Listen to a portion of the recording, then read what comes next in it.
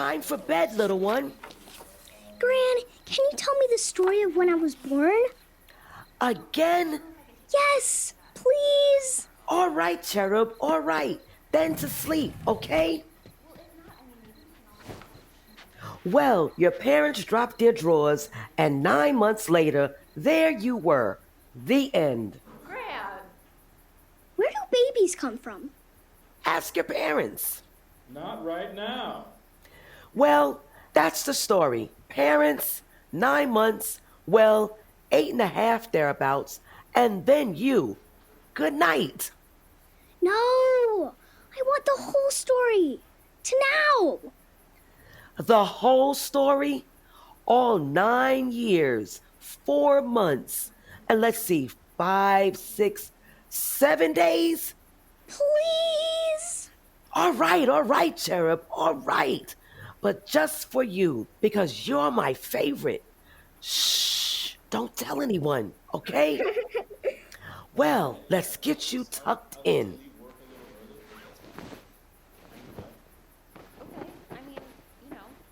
There now. You comfortable? Yes, Gran. Thank you, Gran. I love you, Gran. Love you too, little one. You're welcome. Okay, the year was 2021. A lot of babies were born that winter because of the pandemic. Your parents were really lonely. They lived apart then. They didn't even know each other. Then they joined this dating app. What's an app? Something supposed to make your life easier. Anyway, your parents met on this dating app that made sure people who were being safe about the pandemic could find each other. They found each other. 9 months later, 8.5, there you were. Why do you always say 9 months first? How does a pandemic make babies? Seriously? Your parents haven't told you this yet? Next year. I guess they're waiting until you turn 10. Why? What happens when I turn 10? Apparently, your parents will tell you where babies come from. You have to be double digits before you can find out? I guess so. So you arrived in 2021 because of the pandemic. You were one of those corona babies. You were born in the year of the ox. Look at that, a buffalo born in Buffalo. An ox and a buffalo are the same thing? Pretty much. Means you grow up strong. I'm already strong. Strong like bull. Like ox. That you are, love. Still, when you arrived, we were so scared. We were happy, but really scared. Were you and your mom going to be okay? What if you got sick? Would you suffer long-term damage? We were all so frightened. Do I have long-term damage? No, Cherub, you are just fine. And your mom is fine. You came a little early, so I missed your arrival. I was quarantining in the downstairs and still had a week to go. So I worried the whole time your parents were gone to the hospital. When you came back, I listened to the sound of your cries upstairs and dreamed of when I would get to meet you. Your parents held you up at the window outside so I can see you. So beautiful. You're so beautiful, Cherub. I know. Were you sick? Nope. Turns out I was just fine. I'm Year of the Rabbit. Very lucky. When we were sure everyone would be safe, I got to come upstairs and finally hold you. I wanted to keep you close forever and never let you go. And I got my wish. I got to stay. Why weren't you living here already? I don't know, but I'm here now. I'm glad. What else is different? Well, for example, like work. I told you your parents worked a lot of hours. Everybody did. Some people had to work 2 jobs, maybe more, just to make ends meet. And those jobs didn't even include time for chores around the house, taking care of your family, even though 40 hours a week. 40 hours a week? Yes, and that's not the half of it. Almost literally, even though 40 hours a week was the norm, even though we all agreed to that, too many people were still forced to work more than that. Some people's jobs were pretending to take 40 hours a week, even though everyone knew they didn't, that they took more like 60 or 80 hours a week. There was no time to support your neighbors, to build your community. People started pushing back against the very idea we should be working 40 hours in the first place.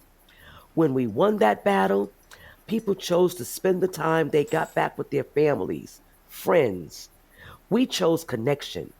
Instead of spending so much time producing, and frankly, producing things we really didn't need, we chose to spend time on what was important. We started engaging our neighbors. Do you know, when I moved out here, I said goodbye to neighbors I hadn't met until the day I left. Some who had lived there for half your age. What? I know. I made sure when I came out here that I met everybody, even if it was just a wave from the yard. When I finally got to know them, we started planning for our collective future. All of us were doing that. We realized how differently we wished we were living. So we started unraveling our problems from the root. We started asking some big questions about how we got here, Like stealing the land? like stealing the land. We had to reconcile what that meant, just like we had to deal with the truth about stealing people and selling people and caging people. And the earth. Yes, the earth. We had to reconcile with the earth. We had a lot of healing to do, a lot of repair and restore. But we did it. We're doing it. My favorite time is with the earth.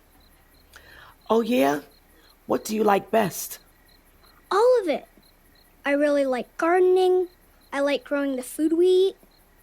I get to point to it on the table and say, the earth helped me grow that. I like that too. You're so good at it.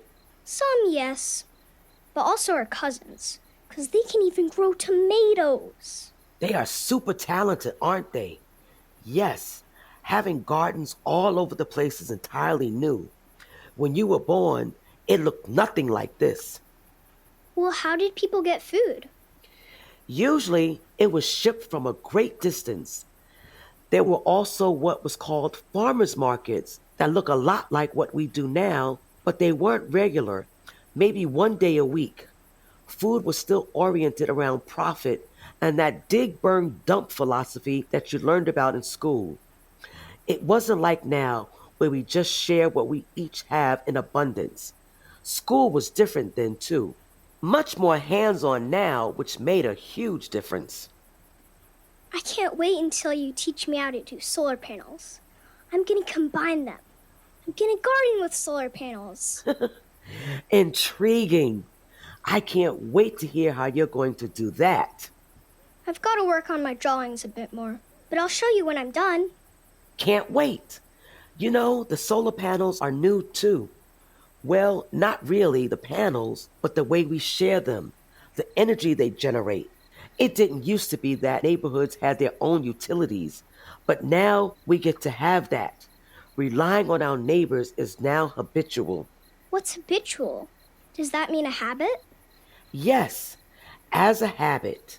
It means it became part of our routine.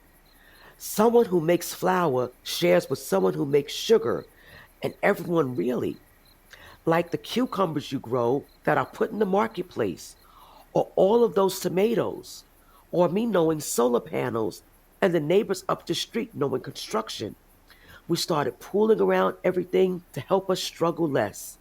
It became a habit, developed into just how we do things. And doing it this way saves everyone time. So, of course, everybody, well, almost everybody, wanted to keep it going. So, we keep it going. Other communities do the same, and we help each other there too.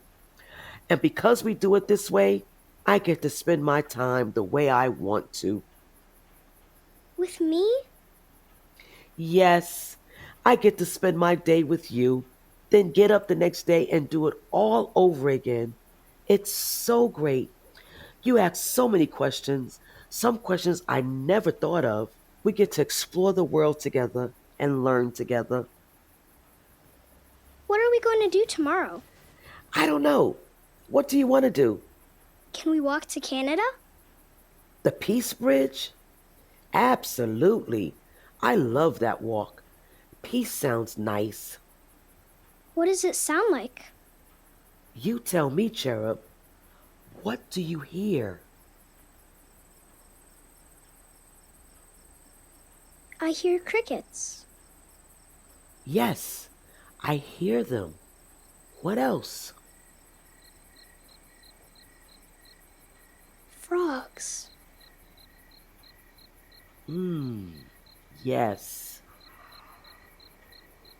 coyotes, Yes, coyotes.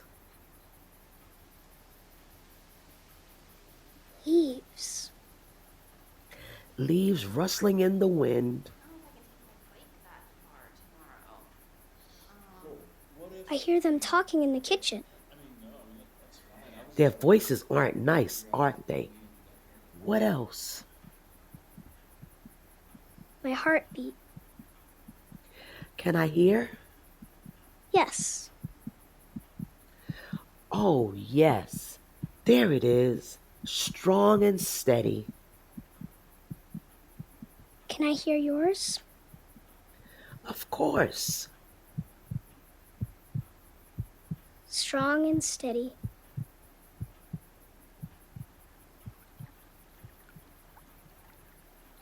Water. I hear water. Oh, yeah? You have good ears. I hear our neighbors singing. Joyous. I love you, Gran. I love you too, Cherub. Sweet dreams.